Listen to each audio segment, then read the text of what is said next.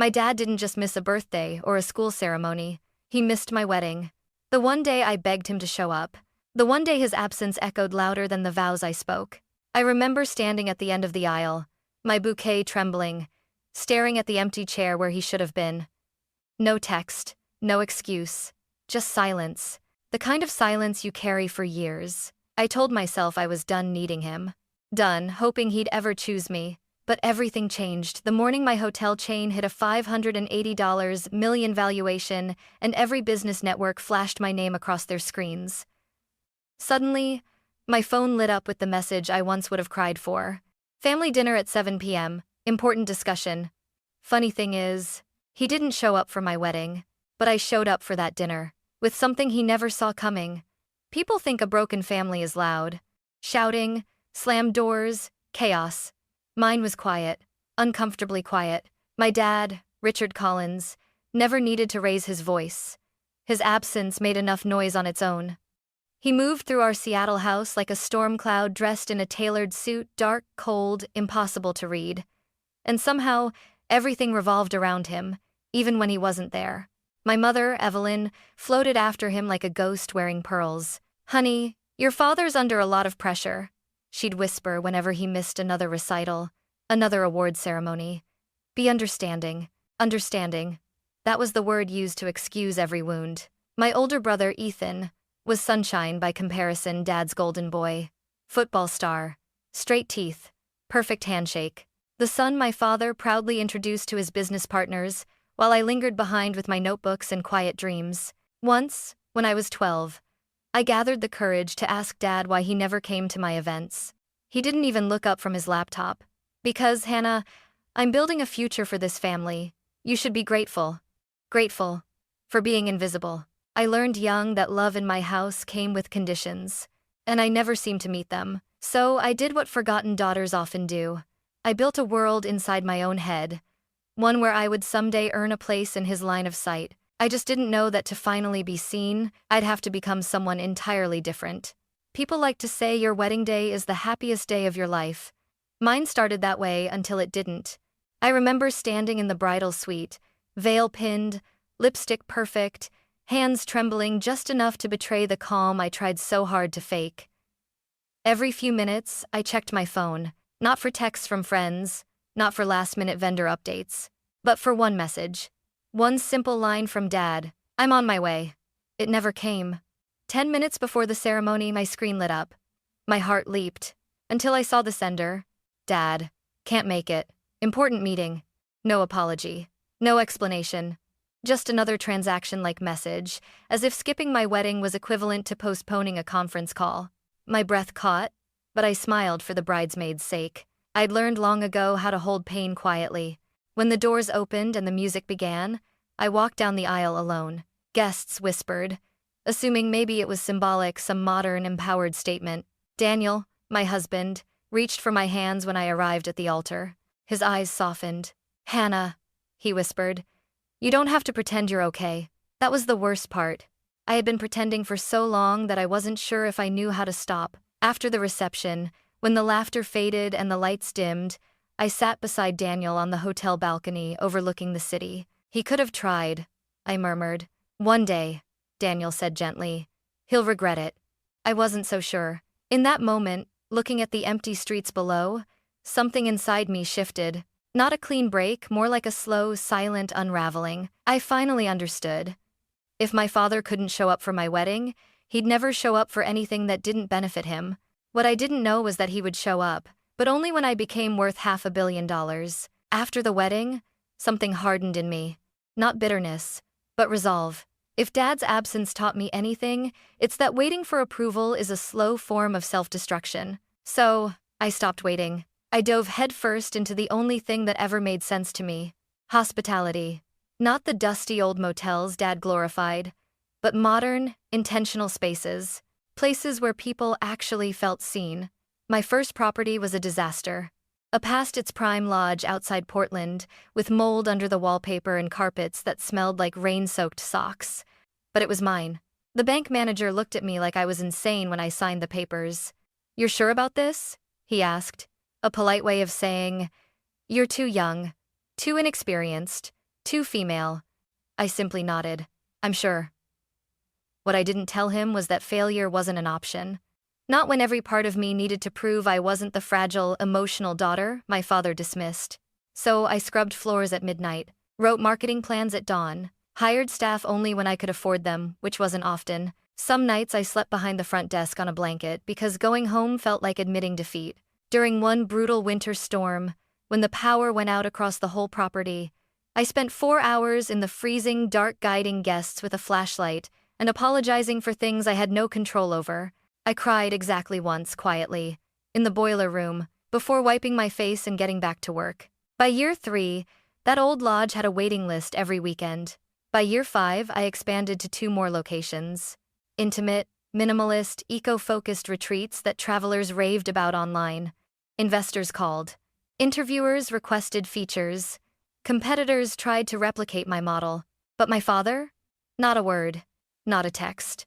Not even a secondhand comment from Ethan. It was like building a skyscraper in the middle of a desert. Tall, gleaming, and completely unseen by the one person I had once hoped would look. Then came the morning everything changed. The morning my CFO stormed into my office, breathless, eyes wide. "Hannah," she said, her voice trembling. The valuation came in. I felt my pulse spike. "Well?" She grinned. 580 million. I froze, not out of shock, but because the first image in my mind, I was that empty chair at my wedding, and for the first time, I didn't feel the urge to cry. I felt powerful. What I didn't know was that miles away, my father had just read the same headline. And for the first time in years, he finally remembered he had a daughter. The morning the valuation hit the headlines, my office buzzed like a beehive. Every phone rang, every email notification pinged, every congratulatory message from partners, investors, journalists, it all blurred together in a warm, surreal haze. But the moment I'll never forget is much quieter. I was alone in my office, staring at the city skyline through floor-to-ceiling windows, when my phone buzzed again. I thought it'd be another reporter, maybe a friend. It wasn't. Dad. For a moment, I couldn't breathe. He hadn't texted me in almost 3 years. With a shaky hand, I unlocked my phone. "Dad. Family dinner at 7 p.m. Important discussion. No, congratulations. No, proud of you." Not even my name.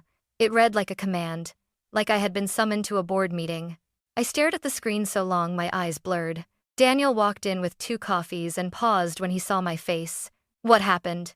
I showed him the message. His jaw tightened. "He didn't reach out when your company hit $10M. Not at $50M. Not even at $200M. But $580M? I swallowed. "He wants something." "Then don't go," Daniel said gently. But the thing is, I had to go. Not for him, for me. I needed to see what he looked like when he finally realized I no longer needed his approval. When I arrived at home, I found my CFO, Lena, waiting in the driveway. She lifted a folder. "You should see this before tonight." My stomach dropped. Inside were pages of financial reports, loan defaults, contractor disputes, foreclosure notices, all tied to my father's real estate properties. "Your dad's empire is collapsing," Lena said softly. "Badly. He's months behind on everything." I felt the ground shift beneath me. "So, that's why he texted me," I whispered. "Not to reconcile. Not to fix anything. Just to use me." Lena hesitated. "There's more. The lenders are panicking. They're willing to sell the entire debt portfolio at a fraction of its value." A slow, unfamiliar calm spread through me. It wasn't anger.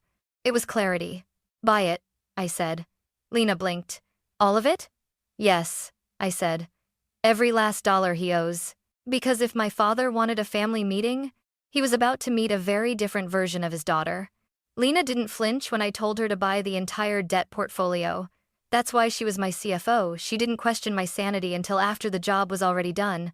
By midnight, we sat surrounded by paperwork, laptops, signature packets, and black coffee that tasted like burnt determination. Every sheet of paper represented another piece of my father's collapsing kingdom. At 2:13 a.m., Lena looked up with tired eyes. "Hannah, once this is finalized, you'll own everything your father ever built. Are you ready for that?" I inhaled slowly. "I'm not doing this to hurt him," I said. I'm doing this because he expects me to save him without ever seeing me. She nodded. You're buying control, not revenge. By sunrise, the lenders had signed. By noon, the legal team confirmed the transfer. By late afternoon, my father's debts, his hotels, his land, his once sacred legacy were officially under my authority. I expected triumph, some electric spark of victory. Instead, I felt quiet, like the kind of quiet when a storm pulls back before it hits. That evening, I went to the closet and pulled out clothes I rarely wore. A fitted black dress, a tailored coat, heels that made my posture straighten with unintentional authority. This wasn't about looking powerful. It was about no longer shrinking. Daniel watched me fasten my earrings. You're nervous, he said gently. I didn't deny it. I'm not nervous about seeing him, I replied. I'm nervous I might still care. He stepped closer, his voice soft. Hannah, caring doesn't make you weak. Letting him keep hurting you does. I exhaled shakily. Tonight wasn't about pleasing my father. Tonight was about facing him with the truth he had spent a lifetime ignoring. On the drive over, the city lights blurred into streaks through my windshield. My mind drifted back to all the times he dismissed me. Focus on something simpler, Hannah. You're not cut out for real business. This industry is too big for you. I used to internalize every word. I used to think success would prove him wrong. But holding the documents in my bag, the contracts giving me full legal claim over his empire, I realized something. I didn't need to prove anything. I already had. When I pulled into the country club parking lot, my phone buzzed again. A text from Mom. Mom, please be kind to your father tonight. He's under stress. My chest tightened. Even now, after everything, they still expected me to shrink, to bend, to soothe the ego of the man who never once protected mine. Not tonight. I slipped my phone into my purse, locked the car, and stood taller than I ever had. Because tonight, I wasn't the girl he ignored. I wasn't the bride he abandoned. I wasn't the daughter he forgot. I was the woman who owned the future he was about to beg for. And he had no idea. The country club's private dining room was lit with warm amber lights. Too soft, too elegant for what was about to happen. I pushed the door open, and 4 faces snapped toward me. Dad, Mom, Ethan, Uncle Mark. All sitting at a perfectly set table with expensive wine they definitely couldn't afford anymore. Dad leaned back in his chair like a CEO waiting to discipline an employee. Hannah, he said, not smiling. You're late. I closed the door behind me. No, I said calmly. I arrived exactly when I meant to. Mom flinched at my tone. Dad's eyebrow twitched, but he didn't comment. Sit, he ordered. We have things to discuss. I didn't move. I know why I'm here. Ethan scoffed. Then let's skip the dramatics. Dad's business is in trouble. Big trouble. And you are doing exceptionally well. Dad finished for him, his voice smooth but sharp. Your company's valuation proves you have the means to help your family. Help your family. Not I'm proud of you. Not congratulations. Just expectation. Entitlement. I stepped closer to the table. So this dinner, I said, is about money.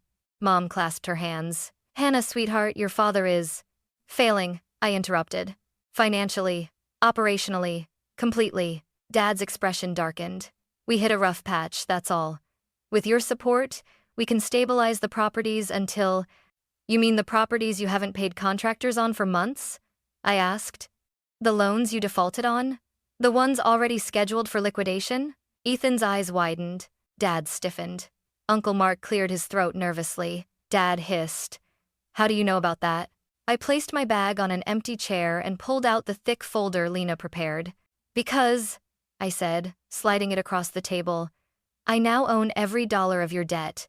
Dad blinked. What did you just say? Ethan grabbed the folder, flipped it open, and his face drained of color. Dad, he whispered, this is real. She bought everything. Mom clutched her chest. Oh my God. Hannah, why would you do that? Dad slammed his palms on the table. How dare you interfere in my business? I remained steady. You summoned me here for help. This is help. This is control, Dad roared. You're trying to take what's mine. I met his fury with complete stillness. I didn't take it. You lost it. I just got there first. Ethan stood. You're unbelievable. Dad built everything we have. Everything you have, I corrected. I built mine on my own. Mom was crying now. Hannah, please. Your father is under so much pressure. He's been working so hard. I snapped. He didn't even come to my wedding. Silence slammed into the room. Dad's jaw tightened. That was unfortunate timing. No, I said sharply. Unfortunate timing is traffic. Missing your daughter's wedding is a choice. You can made it, Kenston was mean. He opened his mouth to speak, but I cut him off. This isn't about family. It's about money. You ignored me for years until I became valuable, Mom whispered. That's not true. Then why? I asked quietly. Did he text me only after he saw that $580M headline? Why not when I opened my first hotel? Or my second? Or at my wedding? Why now? Dad's voice cracked not with sorrow, but with anger. You owe this family. I slammed my hand on the table so hard the wine glasses rattled. I owe you nothing. They all froze. My voice was shaking but strong. I begged for your love for years. I worked myself into the ground trying to become someone you'd finally show up for. And when I succeeded on my own, you didn't congratulate me. You summoned me. Dad's eyes narrowed. So what now? You want to humiliate us? Destroy everything I built? I reached into the folder and pulled out a single envelope. I'm giving you a path out, I said. 30 days to vacate all properties. After that, my company takes full operational control. Mom sobbed. Please, Hannah, don't do this. Dad stared at me, not with fatherly sadness, but with the stunned realization that he no longer held power over me. You're no daughter of mine, he whispered. Finally, the truth spoken aloud. I straightened my posture, lifted my chin. No, I said quietly, and you made sure of that years ago. Then I picked up my purse, turned my back on all of them, and walked toward the door. Behind me, chairs scraped, someone shouted my name. My mother wailed, but nothing touched me. For the first time in my life, I wasn't leaving, wishing they'd follow me. I was leaving knowing they couldn't stop me. The night air hit me like a wave the moment I stepped outside the country club. Cool, open, free. For a second, I just stood there on the stone steps, my chest rising and falling as if I had been underwater for years and finally surfaced. Behind the doors, I could still hear muffled yelling, my father furious, my mother crying, Ethan trying to salvage whatever scraps of control they thought they still had. But none of it reached me. Daniel was waiting in the car. When he saw my face, he didn't ask what happened. He just took my hand as I slid into the passenger seat. You okay? He asked softly. I stared out the window at the glowing waterfront lights. I thought it would hurt more. Did it? I shook my head. It felt like walking out of a prison I didn't realize I'd been serving a life sentence in. The next morning, sunlight flooded my kitchen, warm and gentle, nothing like the harsh office lighting I'd grown accustomed to. The folder containing every document from last night sat on the counter. Before, I would have dreaded opening something like that. Now? It looked like freedom bound in paper. Lena called at 9 a.m. The transition is complete, she said. You're officially in control of all assets. I closed my eyes, letting that reality sink in, not the ownership, not the power, but the finality. Thank you, I whispered. She hesitated. Are you doing okay? Really okay. I surprised both of us by smiling. I've never been better. The next weeks were a blur of movement, but different from before, lighter, steadier. I toured each of Dad's failing properties with my team, where he saw crumbling walls, outdated decor, stained carpets. I saw possibility. We can turn this into a wellness retreat, I told the designers. Make it calm, healing, intentional. It felt symbolic, transforming the ruins of my father's empire into places built on peace, not power. One afternoon, as I stood in the lobby of what would soon become our flagship retreat, I caught sight of my reflection in the glass door. Black blazer, hair pulled back, eyes steady, without fear or doubt. A woman who outgrew the smallness she was raised in. I didn't look like the girl who once cried alone in a bridal suite, waiting for a father who never came. I didn't look like the daughter who begged for love that always came with conditions. I looked whole. My family didn't contact me, not once. But the silence didn't sting this time. It simply existed like background noise in a place I no longer lived. Ethan posted vague quotes on social media about betrayal. Mom left 2 voicemails crying but never apologizing. Dad? Nothing. His pride was too loud for words. And yet, For the first time, their reactions didn't pull me back into old wounds. They didn't define me. They didn't matter. Because I finally understood that walking away wasn't abandonment. It was self-rescue.